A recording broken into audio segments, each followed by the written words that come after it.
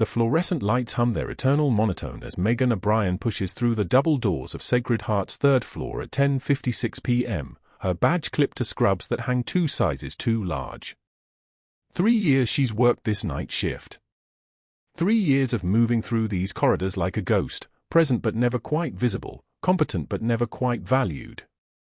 Her left hand trembles slightly as she sets down her bag in the break room, muscle memory from something she buried 5 years ago, and she catches it with her right, pressing both palms flat against the cold stainless steel counter until the shaking stops. Nobody notices. Nobody ever does. The unit smells like antiseptic and old coffee, that particular stale blend that accumulates in hospitals after midnight. She pulls on her second pair of gloves, moves to the medication cart, and begins her methodical inventory. 5 minutes. 10.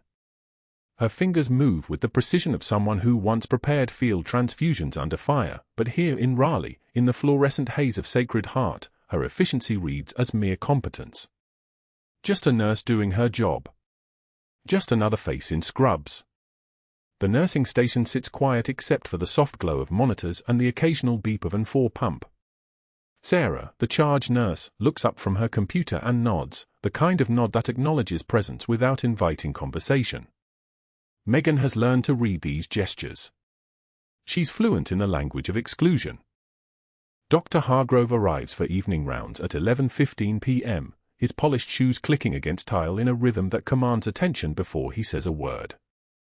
He's tall, silver-haired, the kind of man whose voice carries institutional weight. His white coat is pristine, his stethoscope draped around his neck like a medal, and his bearing suggests he owns not just the hospital but the air inside it. Behind him trails Marcus, an intern barely old enough to rent a car, and 2 residents whose names Megan learned years ago and stopped using when she realized they only addressed her when they needed something. Evening rounds, Hargrove announces, not to anyone in particular but to everyone at once. His gaze passes over Megan without catching. Let's start with room 8. She finishes charting the vital signs and steps aside as they approach the patient, a man named Theodore Chen, 64 years old, admitted 2 days ago with sepsis secondary to a ruptured appendix. His fever curve is trending down. His blood pressure is stabilizing. By every measurable standard, he's improving.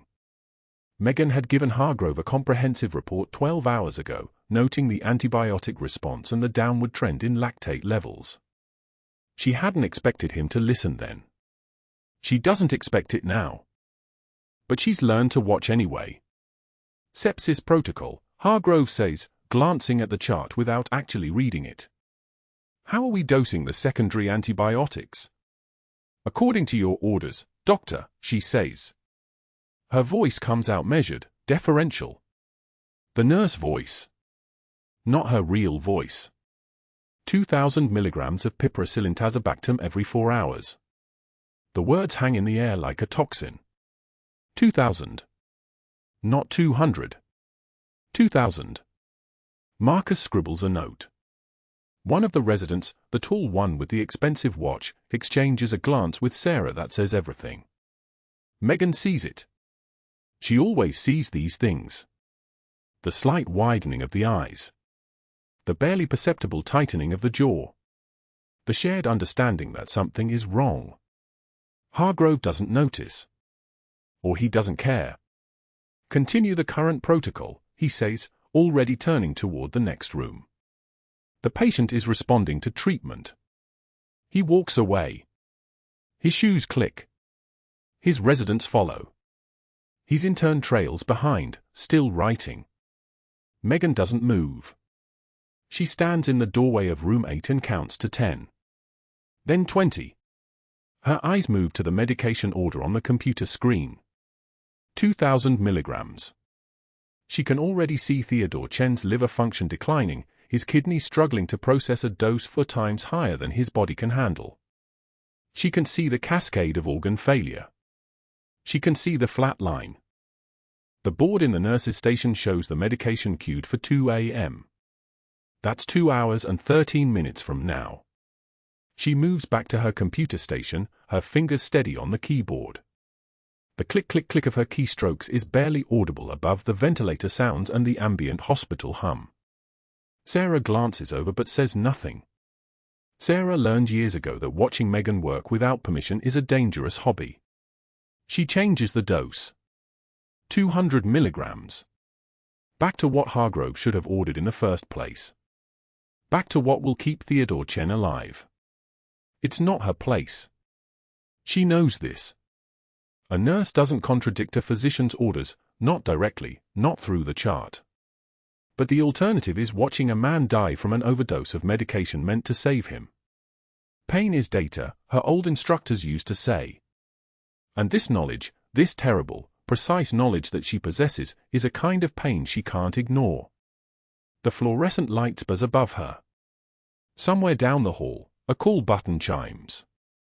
The ventilator in room 6 changes its rhythm. Normal hospital sounds. Normal hospital night. Nobody is watching her. Nobody cares what she does as long as the paperwork gets filed and the patients don't code. But that wasn't the worst part of working nights at Sacred Heart. The worst part was room 12.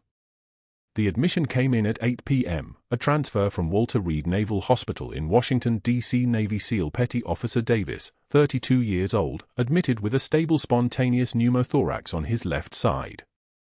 The transfer notes indicated he'd been mobile and alert, refusing transport by helicopter because he could drive myself, thank you very much, and had only agreed to Sacred Heart because the beds at Walter Reed were full and his case was stable enough for observation.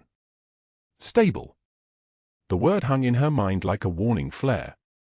Megan had the room prepped before he arrived. New linens. Chest tube tray at bedside. Oxygen delivery systems already arranged. The kind of preparation that takes 19 years of experience and 5 tours of duty condensed into muscle memory. When Petty Officer Davis was wheeled in on a stretcher, she was already standing beside the bed with her hands ready and her voice steady. "Welcome to Sacred Heart, Petty Officer," she'd said. "I'm Megan. I'll be your nurse tonight." He looked at her, really looked at her, and something flickered across his face. Recognition, maybe. Or the ghost of it. His eyes were dark blue, the color of the Atlantic when a storm's coming, and they tracked her movements with the kind of attention that most patients don't spare for night shift nurses. He was lean, muscular in the way of someone who trains for a living, and his left shoulder was already bandaged, already tagged, already categorized as a problem to be managed. "Appreciate it," he said. His voice was quiet. Controlled. The voice of someone comfortable with silence and chaos in equal measure. "How long do I stay?" 24 hours minimum for observation, she told him, checking his full line and the oxygen saturation monitor. "The pneumothorax is stable, so we're mainly watching to make sure it doesn't expand further. You'll need chest x-rays every 6 hours. She was about to add more, something about the call button, about pain management, about the standard discharge information, when the 4-pole beside his bed suddenly listed sideways, gravity doing what gravity does, mechanical failure meeting physics. The pole weighed 30 pounds. The bag of saline weighed 5 more. Combined, they were falling toward his head at the kind of speed that leaves bruises. Megan caught it one-handed without looking. Her right hand simply knew where it needed to be. Her shoulder absorbed the weight. Her feet didn't stumble. She straightened the pole, reset the 4-bag, checked the line, and returned to her charting, all in the time it took a normal person to blink.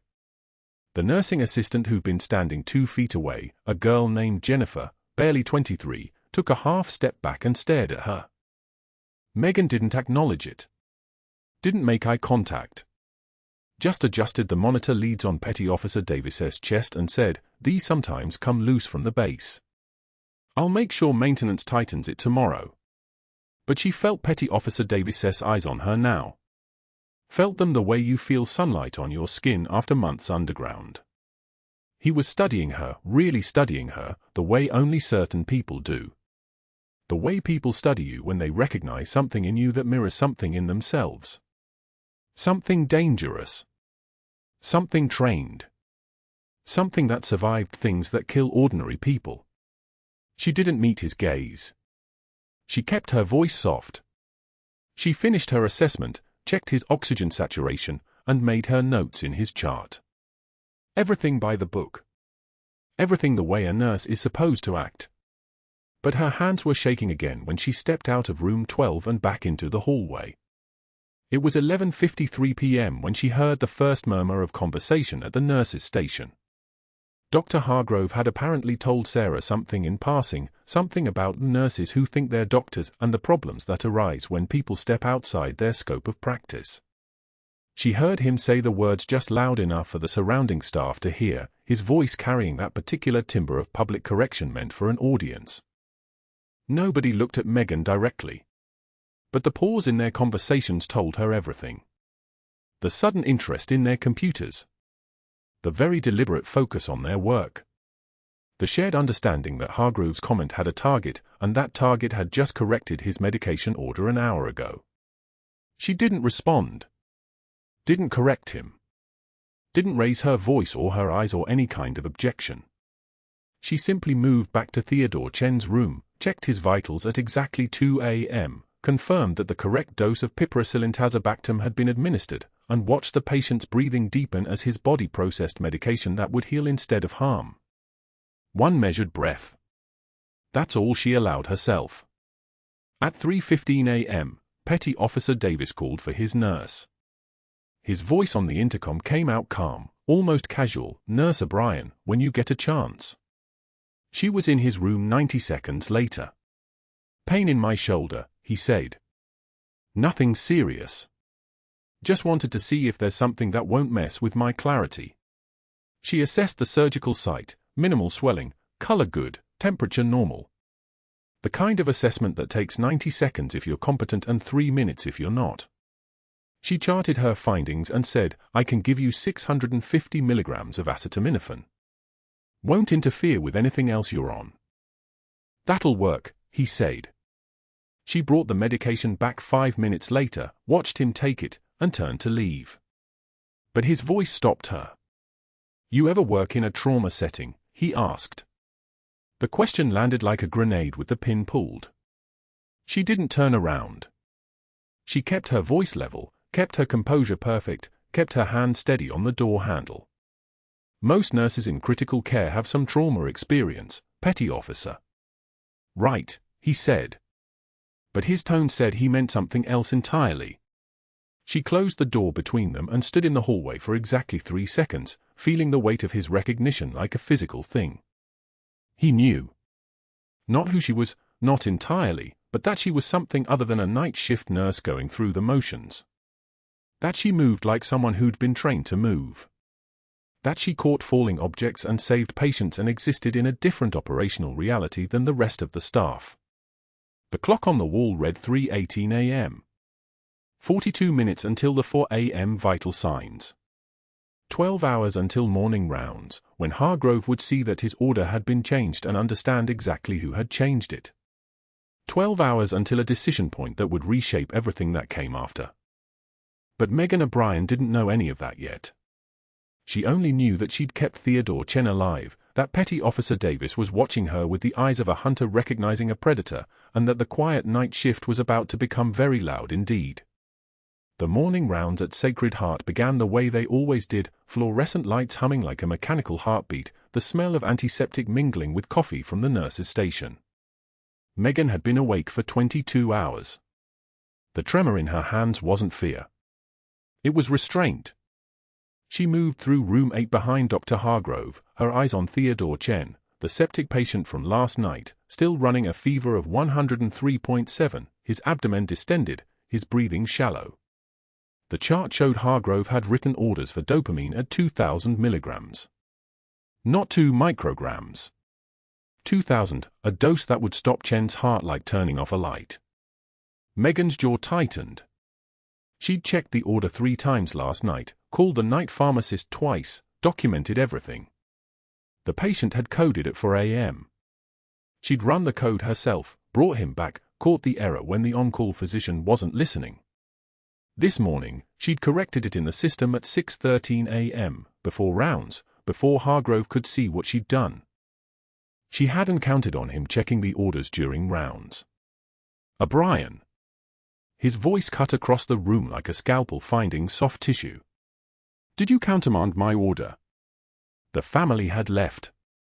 It was just the three of them, Megan, Hargrove, and Chen unconscious on the bed, his chest rising and falling in that shallow, desperate rhythm.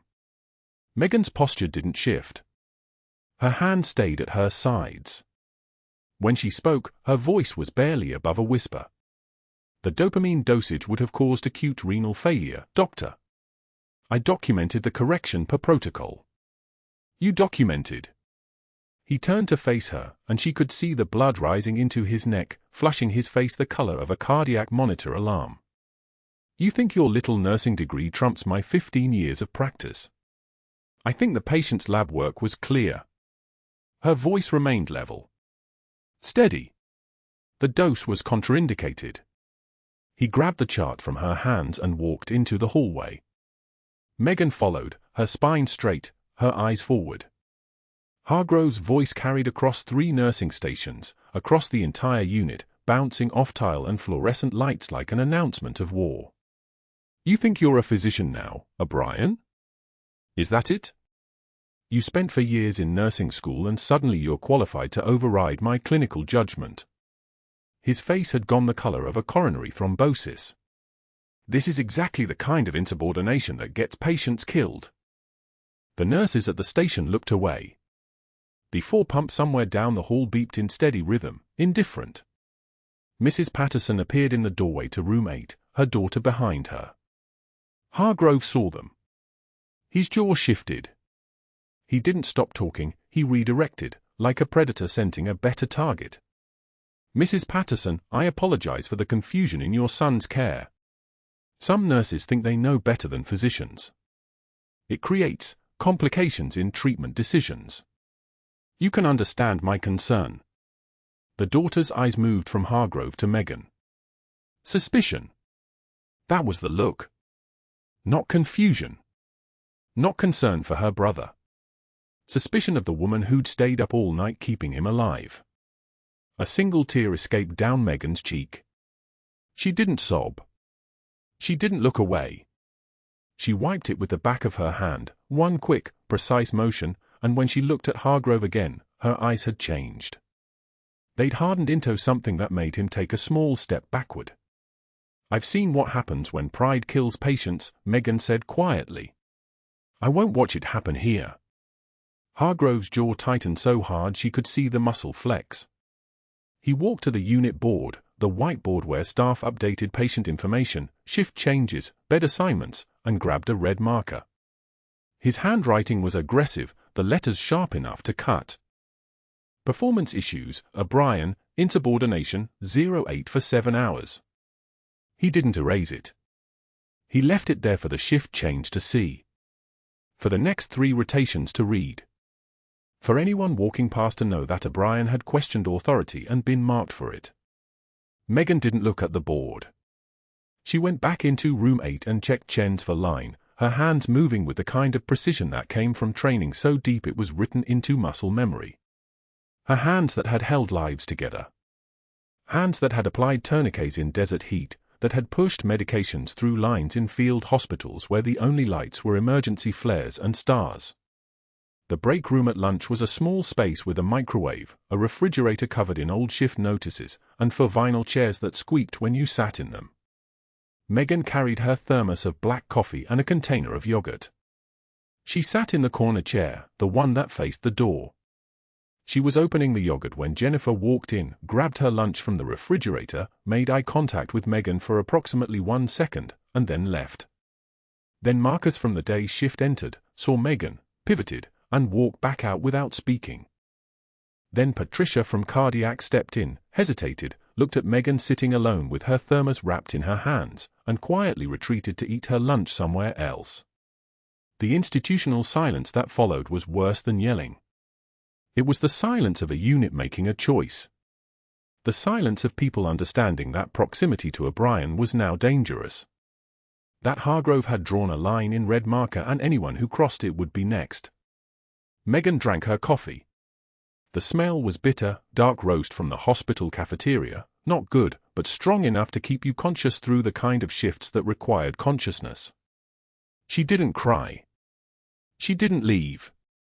She sat in that small room with the fluorescent lights buzzing overhead and the soft hiss of the refrigerator compressor, and she understood that this was strategy.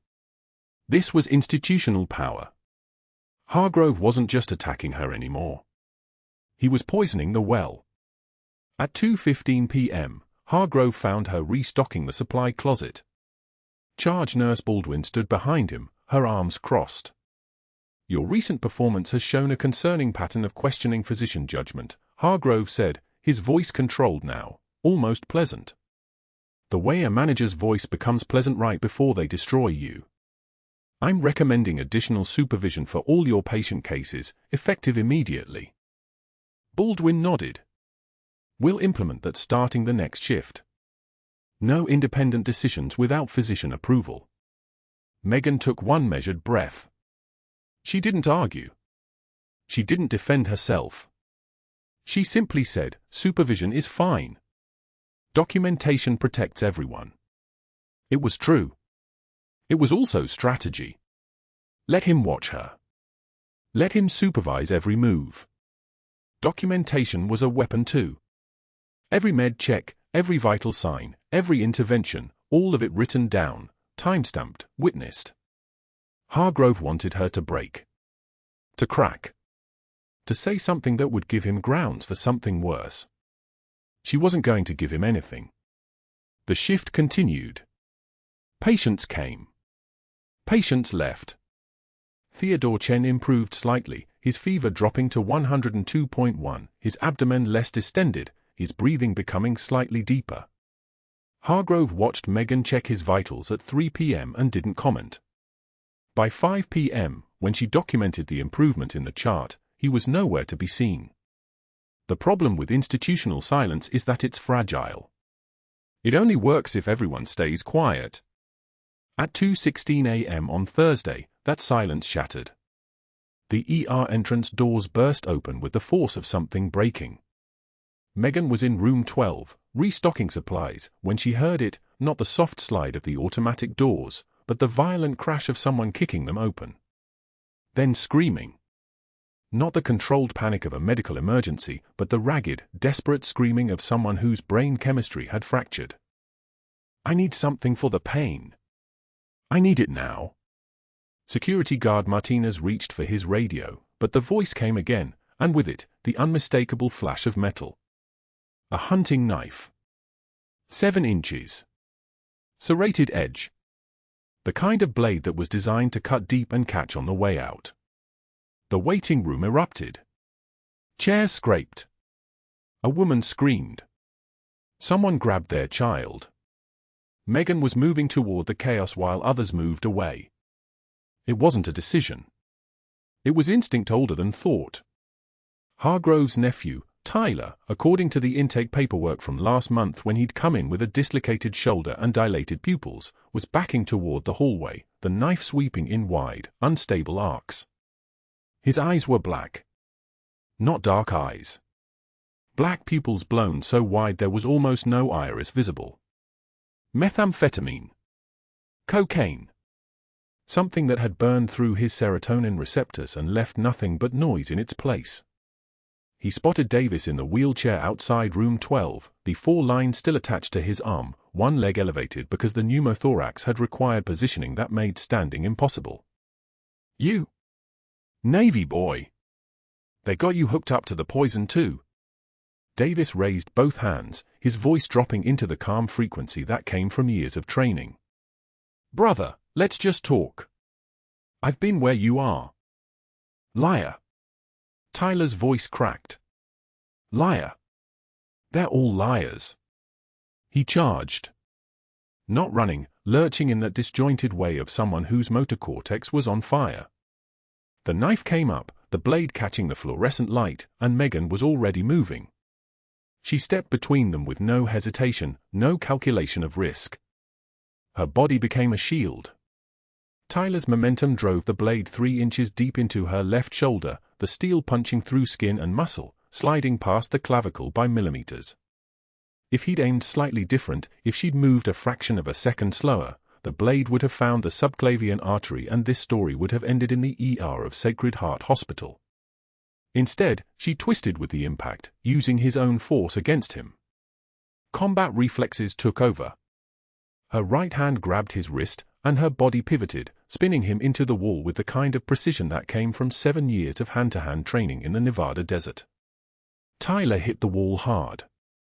His skull connected with drywall. The knife clattered across the floor. Megan! Davis was already moving, wheelchair squeaking across tile, his hands reaching. Megan yanked the blade free with a sharp gasp, the kind of sound that comes from pain crossing the threshold into shock. Blood spread across her scrubs, not the contained ooze of a small cut, but the aggressive flow of a wound deep enough to require intervention. She applied pressure with her own hand, her face going white as her body understood what her training was already processing. The shoulder was a vascular region. The depth was concerning. The blood loss rate was not sustainable. She locked eyes with Davis even as her vision started to tunnel at the edges. "You're safe." Her voice didn't waver. "That's what matters." She collapsed to one knee. Then to both. Then to her side, her hand still pressed against the wound, her blood spreading across the beige tile floor in a pattern that looked almost like a map of a place she'd left behind 5 years ago. Davis wheeled himself to her side, pressing his own hand over hers on the wound, his voice breaking into something that shattered through the shock and the fluorescent lights and the screaming. "Help! I need help. Someone get me a trauma kit." His eyes were wide. Not from fear of her injury. From recognition. From the way she moved. From the fact that no civilian nurse could step into the path of a knife-wielding attacker and redirect that violence with the kind of muscle memory that only came from one place. His eyes were wide because he'd just watched Senior Chief Petty Officer Megan O'Brien reveal herself. Because he knew exactly where that training came from. Because he'd trained the same way. Bled the same way. Survived the same way. "Stay with me," he whispered as nurses poured into the hallway with trauma shears and gauze and the kind of focused urgency that only comes when one of your own goes down. "Stay with me, Chief." But that wasn't the worst part. The moment Megan collapsed into Davis's arms, the moment her blood hit the tile floor, Hargrove appeared in the hallway, his face white. And the calculation in his eyes shifted. He pulled out his phone. He was already making calls. The lobby of Sacred Heart at 2:27 a.m. was a cathedral of fluorescent silence, the kind of quiet that comes right before a door gets destroyed. The sliding entrance burst open like teeth biting. A figure staggered through, all jerking limbs and dilated pupils, his eyes swallowed by darkness. The hunting knife in his right hand caught the overhead light and threw it back like liquid. Tyler Hargrove, age 23, high on methamphetamine, screaming for pain medication that his uncle's prescribing pad would no longer provide. "I need something," he shrieked at the night nurse on duty. "I need it now." His voice had the vibration of someone whose synapses were misfiring like a broken engine. The blade was 7 inches of serrated steel, the kind hunters used to field dress elk. He waved it at the triage desk and the nurse behind it leaned backward so slowly she looked like film in reverse. Security was 72 seconds away. The night supervisor radioed it down to the ER floor. Code Gray. Active threat. In room 12, Petty Officer Davis heard the screaming through the walls. He was still in recovery, left femur fractured, still on crutches, still moving like a man rebuilding himself one day at a time. But his ears worked fine. His mind worked fine. He recognized the acoustic signature of violence, the particular frequency of someone about to make a choice they couldn't take back. Davis pulled himself up on the crutches. His left leg screamed in that particular way healing bones do when you ignore medical advice. He didn't care. He'd heard that voice before in Helmand Province when a young interpreter was high on something and ready to bleed. He knew the trajectory. He knew exactly where this ended. The hallway from room 12 to the main ER corridor was maybe 90 feet. Davis covered it like a man with a purpose, crutches moving in a rhythm that sounded like mechanical drumming against the tile. Thump swing. Thump swing. He wasn't fast. But he was coming. Tyler was at the central station now, knife held in a boxer's grip, blade pointed down, the kill position. The triage nurse had her hands raised. Behind her, 2 orderlies had vanished into the back. The fluorescent lights above hummed their electric prayer. Davis rounded the corner and made eye contact with Tyler. A calculation happened in that look, 2 predators assessing distance and commitment. Davis had maybe 5 operational seconds before Tyler committed to someone. He angled his body forward and spoke in the voice of someone who'd negotiated with worse men in worse places. "Put the blade down, brother. Right now." Tyler's pupils didn't change. He lunged. Not at Davis. At the space behind him where he'd glimpsed a figure moving through the hallway, Megan, coming back from the supply room with wound dressing, her arms full of gauze and tape, her eyes going wide as the mathematics of the moment realigned. Time to something strange in violence. It slows down and speeds up simultaneously. It fragments. The human brain in extreme crisis sees in discrete panels, like a graphic novel where each frame burns itself into permanent memory. Panel 1, Tyler's arm coming forward, elbow bent, the knife rising to chest height. Panel 2, Davis reaching out as if he could stop steel with his bare hands.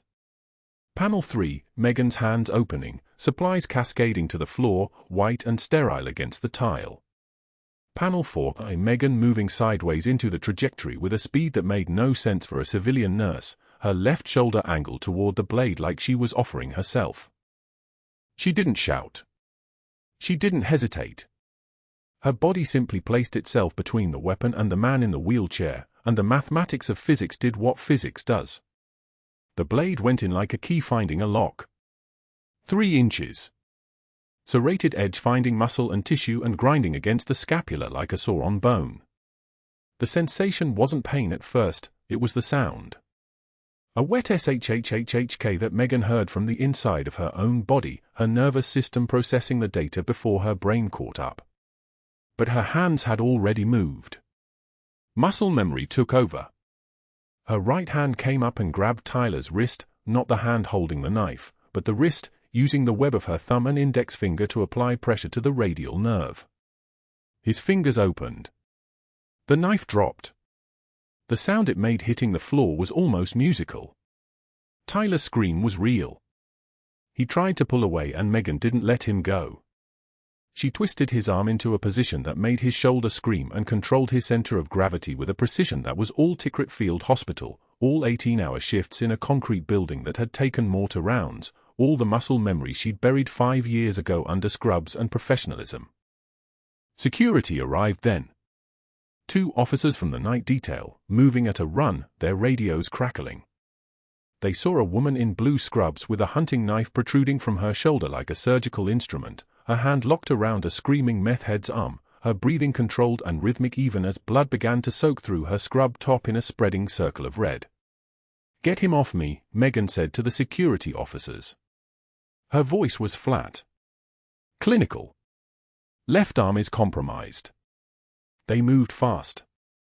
One of them applied a control hold to Tyler's free arm and Megan released her grip, and Tyler went to the ground fighting them both, still screaming about pain medication that would never come. The radio crackled again. Code blue in Trauma Room 3. A different emergency, a different life.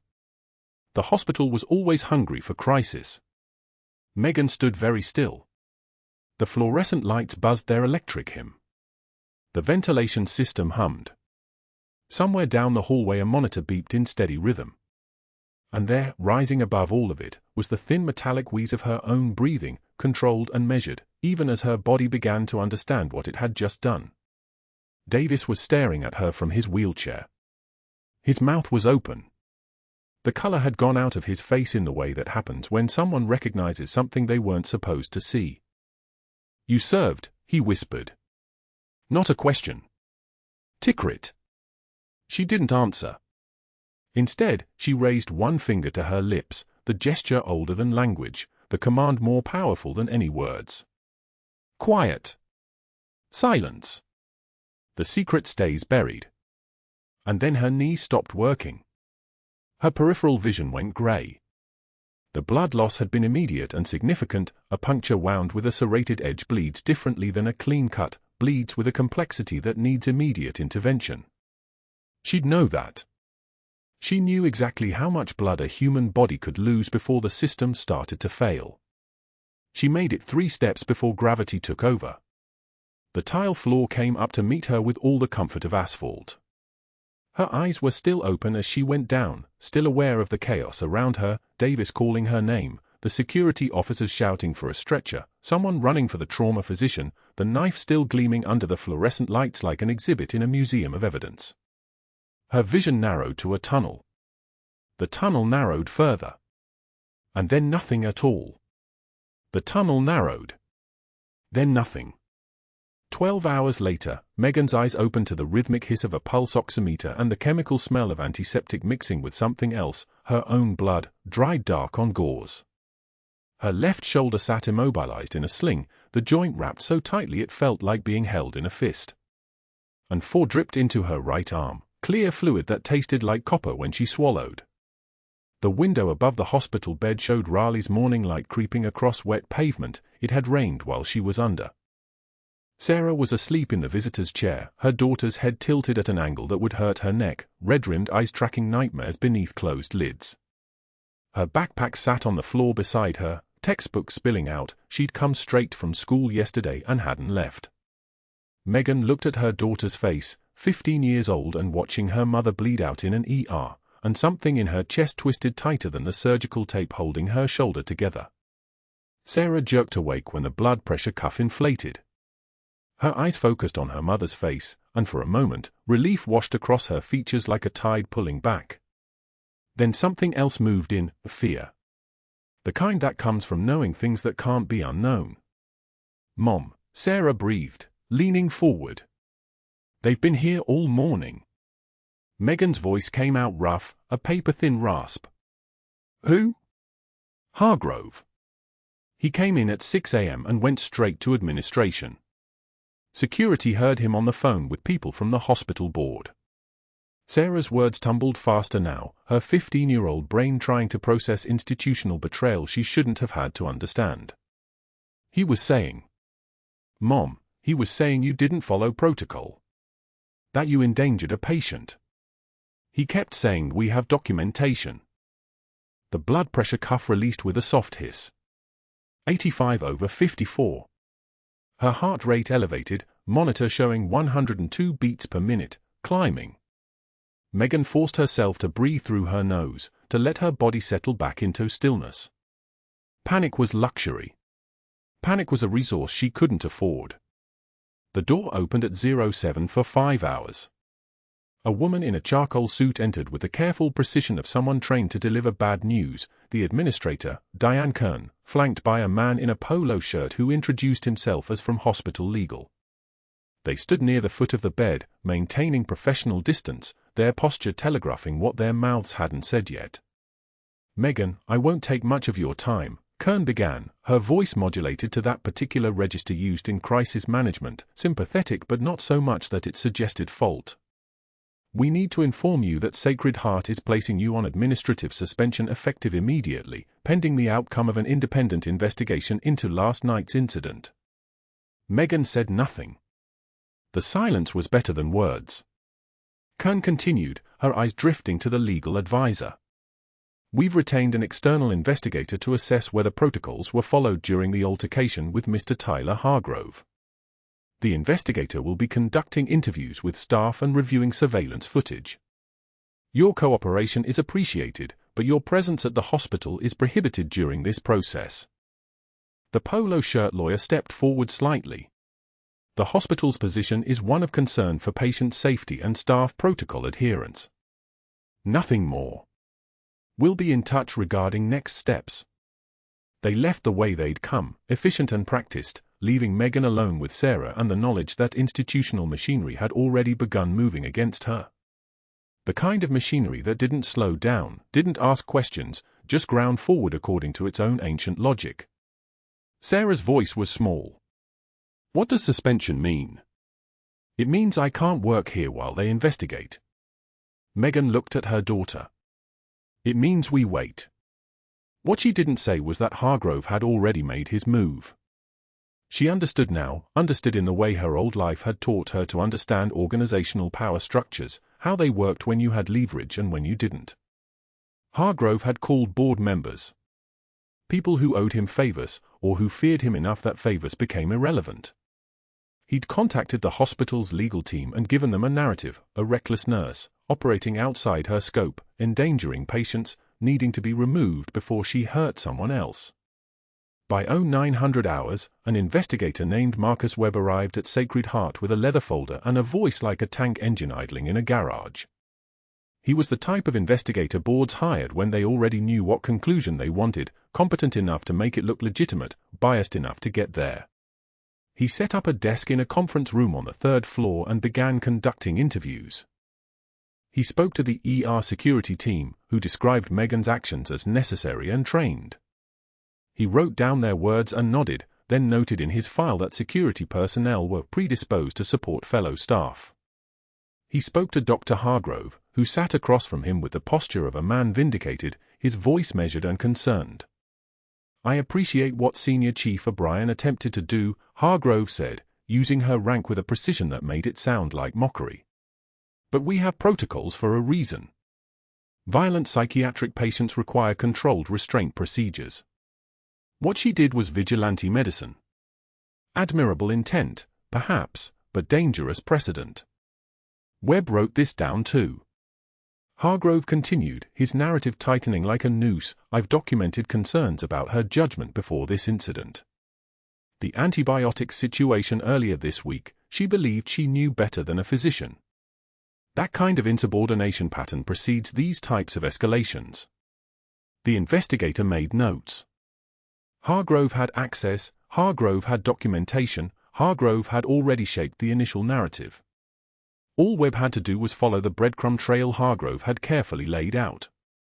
Meanwhile, at his computer terminal, Hargrove began his true work.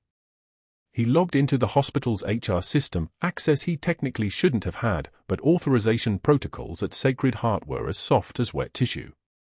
He pulled Megan's personnel file and began editing with the precision of a surgeon working on a corpse. He changed performance reviews that had read exemplary to adequate. He added disciplinary entries for dates she hadn't even worked, documenting complaints from staff that had never been filed. He backdated incident reports. Each keystroke was methodical, confident. He was a doctor, a man who'd spent his entire career deciding what was true and what wasn't, and people believed him because that was what people did. He saved the file at 2,347 hours and sent copies to Marcus Webb, the investigator, and copied Diane Kern. The subject line read, "O'Brien Personnel Documentation, Additional Context." What Hargrove didn't know was that Petty Officer Davis had made a phone call on his second night in the hospital, from a bedside phone that only required 4 digits and a moment of institutional forgetting. He dialed a number he'd memorized from security briefings years ago, a Virginia area code, and when someone answered with a call sign instead of a name, Davis had said only, "It's her. Tickrit. They're destroying her. She took a blade for me." The person on the other end of that line didn't respond. Davis heard a keyboard click. Then, "Give me 48 hours. At 0200 hours, an FBI system flagged something it was designed to flag, unauthorized alteration of federal employment records for a military veteran. The system didn't care about hospital politics or board member favors. It didn't care about Hargrove's careful narrative construction. By 0400, Agent Castellano had a warrant. By 0500, she was reviewing time-stamped logs showing exactly when, how, and by whom Megan's personnel file had been altered. But at the kitchen table in a house in Raleigh, Megan didn't know any of this. She came home 3 days later, her shoulder still screaming with every movement despite the heavy opioids that made the world soft and distant. Sarah had stayed home from school again, unable to leave her mother alone. The mail was stacked on the counter where someone, a neighbor, or Sarah, had arranged it carefully, as if presentation mattered. The certified letter was on top. Termination of employment, Sacred Heart Medical Center. Megan's hands didn't shake as she opened it. Her hands had held dying people together. They weren't going to betray her with trembling. She read the words anyway: reckless endangerment, pattern of insubordination, inadequate judgment, failure to follow established protocols. The attached investigator report was 12 pages long. Every edit Hargrove had made was there, formatted and official. Reading it was like looking at a portrait that kind of resembled her but was wrong in every detail, someone she recognized but wouldn't acknowledge. Megan sat at the kitchen table and read it 3 times, her mind tracking the institutional precision of the betrayal. It was competent. Hargrove hadn't come after her in rage was sloppy. He'd come after her with documentation, with institutional machinery, with the weight of multiple people who'd done exactly what he suggested because questioning authority required more courage than most people possessed. The tears came without warning, crashing down like a tide that swept away the composure she'd been holding since she took the blade. Her shoulders heaved, carefully, favoring her right side where the good shoulder could move. She made no sound. She'd been trained to cry silently. But the tears came anyway, hot and relentless, because no amount of training prepared you for the moment everything you'd built began collapsing under the weight of someone else's cruelty. Sarah came home from school at 1,400 hours and found her mother at that same table, the letter crumpled but still visible, Megan's eyes fixed on the window like she was waiting for something to come through the glass. "Mom." Sarah's voice was tentative, fragile. "Why are you home?" Megan couldn't answer. Her throat had closed somewhere between the second and third reading of the investigator's report. Sarah sat down beside her, small for 15, but with the weight of understanding something no teenager should have to understand. Her voice dropped to barely a whisper. "Mom, why won't you fight back?" The question hung in the air between them, heavier than the termination letter, heavier than the dismissal that had just destroyed her career. Megan looked at her daughter, really looked at her, and realized that Sarah expected an answer. That Sarah had been raised by a woman who didn't take things lying down. That somewhere along the way, being quiet and professional and excellent at your job wasn't enough anymore. It never had been enough. But Megan didn't have an answer yet. She only had the knowledge that somewhere in the dark, something was moving toward them both. Something with boots and rank insignia and the kind of institutional power that didn't play by the same rules as Dr. Hargrove's careful documentation. She just couldn't see it yet. Boots on tile. 1, 2, 3, 4. The sound echoed through Sacred Heart's lobby at exactly 0600 hours like a drumbeat announcing judgment. 50 Navy SEALs in dress blues entered in formation, their uniforms pressed sharp enough to cut glass. They're bearing the kind of quiet authority that made the fluorescent lights seem to flicker in deference. The morning shift staff stopped moving. A nurse dropped a patient file. The pages scattered across the tile like snow. The SEAL commander walked past them all without breaking stride. His face was carved from granite, his eyes the color of a stormy Atlantic, the kind of eyes that had seen things most people prayed they'd never have to understand. He moved through the lobby with the terrifying fluid precision of an apex predator, his boots striking the floor in rhythm, the sound of his footsteps alone enough to make a candy striper step backward into the wall. He walked straight into Administrator Kern's office without knocking. The words came out like a command from a bunker: "We're here for Senior Chief Petty Officer Megan O'Brien."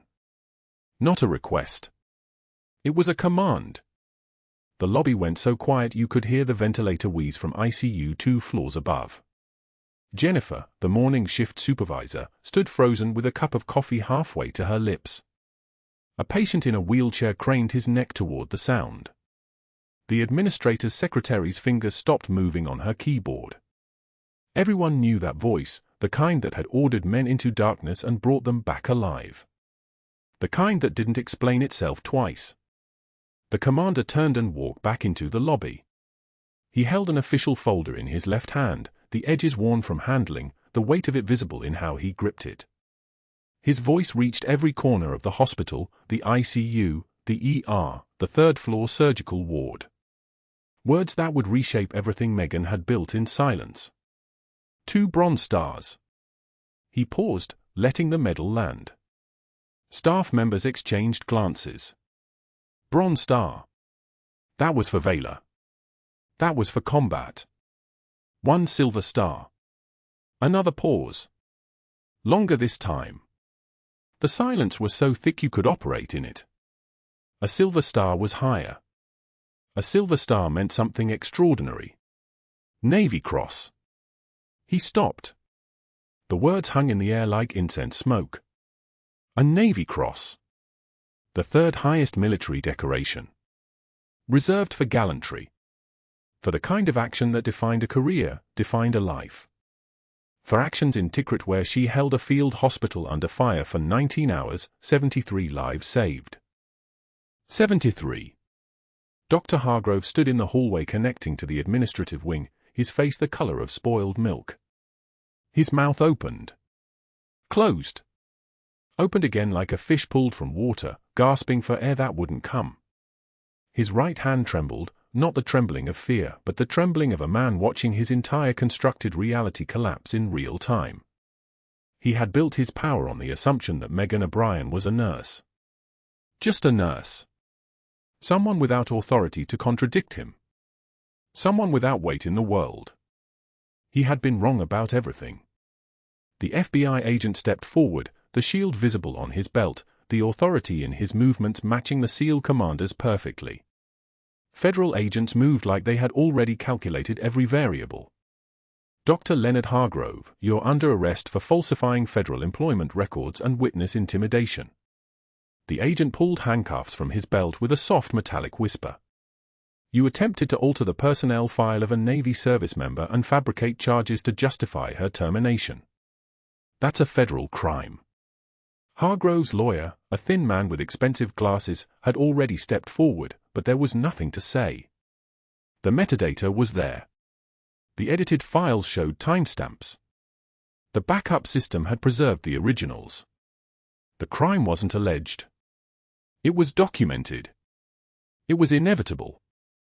The handcuffs clicked shut with a sound like a coffin lid closing. They led him through the lobby, not quickly, not with excessive force, but with the measured precision of men who had done this hundreds of times. 50 SEALs stood at attention as Hargrove passed, their faces forward, their respect for the ceremony of the law evident in every rigid line of their bodies. Staff members raised their phones. Cameras clicked. A patient in a wheelchair whispered something to the orderly beside him. Jennifer covered her mouth with her hand. The evening news would show this footage, a prominent Raleigh physician in handcuffs, his face a study in comprehension of his own miscalculation, his career evaporating like morning mist. By noon, the North Carolina Medical Board had opened a formal investigation.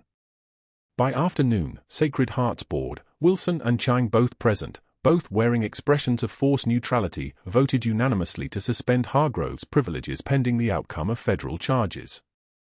Wilson, who had taken Hargrove's call 3 days ago, told reporters camped outside the hospital, "We had no knowledge of his actions. When we learned the truth, we acted immediately." The truth was a beautiful thing when it finally arrived. The Marion and Associates investigator found the unaltered files in the backup system, submitted a revised report exonerating Megan completely, refunded Sacred Heart's entire fee, and closed his firm's contract with Hargrove in a single email. The perp walk had been Thursday. By Sunday, Hargrove's wife had filed for separation after reporters camped on their lawn filming her leaving the house with a single suitcase.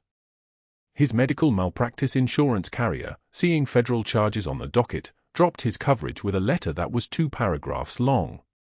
3 hospitals where he maintained privileges suspended them pending investigation. His own nephew, Tyler, in custody on assault charges and drug possession, told prosecutors during his arraignment, "Uncle Lenny always said the rules didn't apply to our family." At Hargrove's own arraignment, he entered a not guilty plea through an attorney who looked like he had already given up. "The FBI has the metadata," the lawyer told him in a holding room. "You edited those files at 11:53 p.m. on Wednesday night. They have the server logs. The best I can do is negotiate jail time down to probation and fines." Hargrove accepted a plea deal 6 weeks later, 2 years probation, $50,000 in fines, permanent surrender of his medical license in North Carolina. The courtroom was empty except for one reporter. the man who had controlled rooms with a word now signed papers in silence, his pen pressing against the documents like he was signing his own death certificate.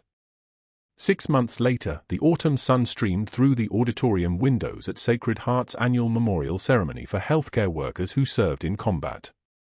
The auditorium was full of nurses from every unit, doctors in rows of chairs, patients in wheelchairs, families, colleagues who had quietly asked themselves for 5 years why Megan had never mentioned her service. She stood on the stage in dress navy blues, the uniform crisp and pressed, the insignia not yet on her collar. Her left shoulder was still stiff, would always be stiff, but the wound beneath the fabric had closed and healed and transformed into scar tissue that told a story only she could read. Her daughter Sarah stood beside her in a black dress, trembling slightly, holding a small velvet box. Administrator Kern approached the microphone. His voice was quiet. "We failed Senior Chief O'Brien. We allowed one man's ego to blind us to her service and sacrifice.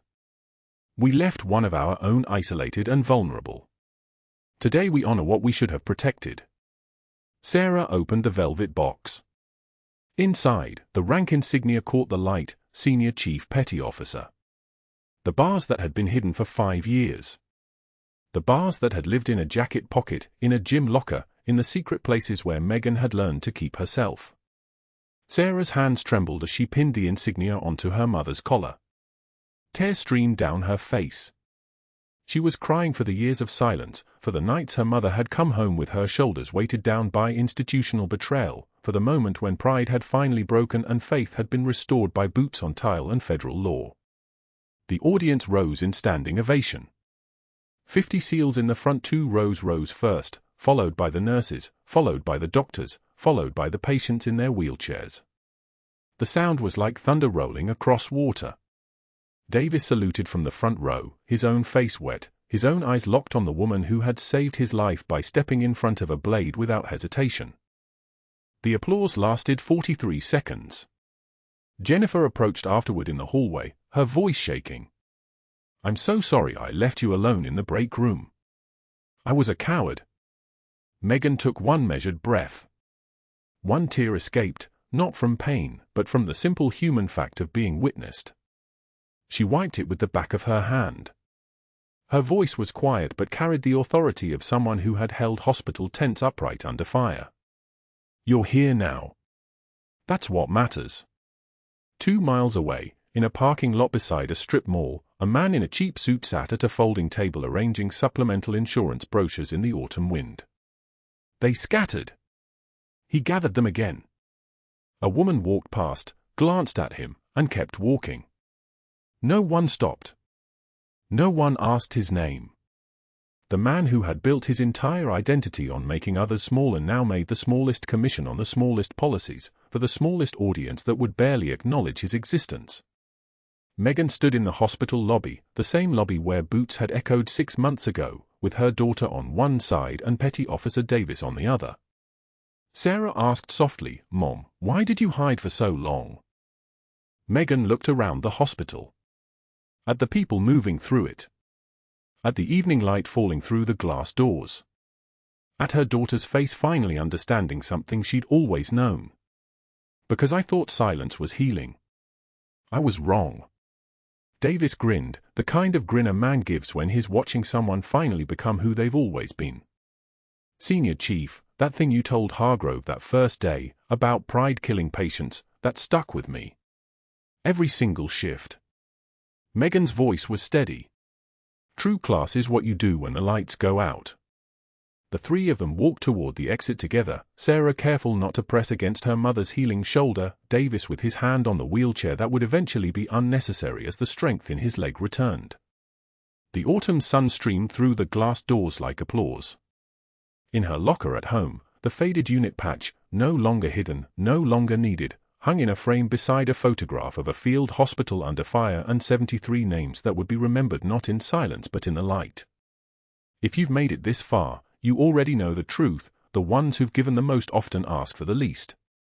If you know a veteran healthcare worker, say their name today. Subscribe for more stories of the quiet heroes among us, and share this with someone who needs to remember that true strength walks in silence. The world is watching. Are you?